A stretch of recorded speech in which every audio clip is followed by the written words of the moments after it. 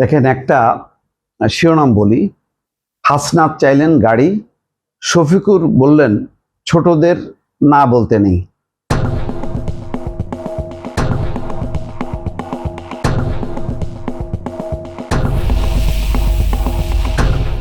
এই জামাতের আমির শফিকুর রহমান, দেখেন নির্বাচনের আগে তাদের কি ধরনের ইয়ে থাকে যে আমরা কোনো সুবিধা নেব না, কোনো বেতন নেব না, কোনো প্লট নেব না, কোনো গাড়ি নেব না, কোনো সুযোগ সুবিধা নেব না।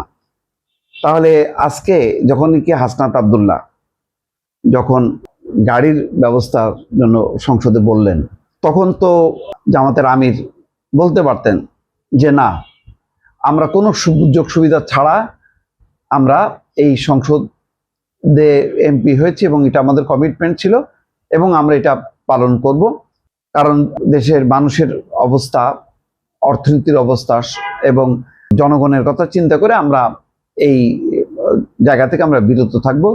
কারণ এর আগে এই গাড়ি নিয়ে যে সমস্ত কেলেঙ্কারি হয়েছে, এমপিদের গাড়ি নিয়ে, এবং শুল্ক মুক্ত, জনগণ শুল্ক দিয়ে গাড়ি কিনবে আর এমপিরা শুল্ক মুক্ত মানে বিলাসবহুল গাড়ি আনবে, এই বৈষম্য চলবে না। তো এরকম একটা ধারণা থেকে খুবই আদর্শিক কথাবার্তা আমরা শুনছি নির্বাচনের আগে। কিন্তু আজকে বিরোধী দলের এক অংশ, হাসনাত আব্দুল্লাহ এনসিপি, সে চাইতেছে গাড়ি, আবার তার পক্ষে সাপোর্ট দিচ্ছে শফিকুর রহমান। এটা কি দ্বিচারিতা না? তাহলে নির্বাচনের আগে একরকম কথা, পরে আর একরকম কথা। সালাউদ্দিন আহমেদ স্বরাষ্ট্রমন্ত্রী প্রধানমন্ত্রী অনুশাসন মানে তখন মনে করায় দিছে, বলছে সংসদ সদস্যরা শুল্ক মুক্ত গাড়ি নেবেন না। শুল্ক দিয়ে আপনি গাড়ি আনেন, অসুবিধা নেই। পাবলিক যদি গাড়ি আনতে পারে, আপনি আনতে পারবেন না কেন? অর্থাৎ এমপি হওয়ার মধ্য দিয়ে বিশেষ সুবিধা নেয়া, এই প্রবণতা বাদ দিয়ে এমপি হয়ে জনগণের সেবা করা, জনগণের জন্য আরো আত্মত্যাগ করা, এই মানসিকতাটার বহিঃপ্রকাশ আমরা দেখছিলাম যে নির্বাচনের আগে জামাতের নেতাদের কণ্ঠে আরো রাজনীতিকরা বলতেন যে আমরা এমপি হব জনগণের সেবা করার জন্য।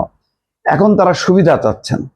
এই মানসিকতাটা আমি বুঝলাম না, যেখানে বিরোধীরা আরো সোচ্চার থাকবেন যে সরকার যাতে কোনো এমপিরা বা মন্ত্রীরা কোনো বিশেষ সুযোগ সুবিধা না নিতে পারেন, সেখানে তারা নিজেরা এখন চাইতেছে। তাহলে আসলে নির্বাচনের আগের যে অবস্থানটা আর এই পরের অবস্থানের মধ্যে ফারাক দেখা যাচ্ছে।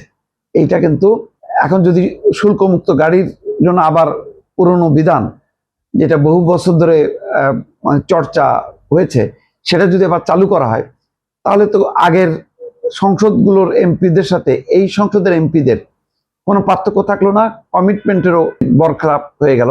যেখানে নির্বাচনের আগে খুব সুস্পষ্ট কমিটমেন্ট ছিল। বিশেষ করে শফিকুর রহমানের এই বক্তব্য আমাকে বেশ আলোড়িত করছে যে তারা কোনো মানে বেতন ভাতা বা প্লট সুবিধা এগুলি নেবেন না।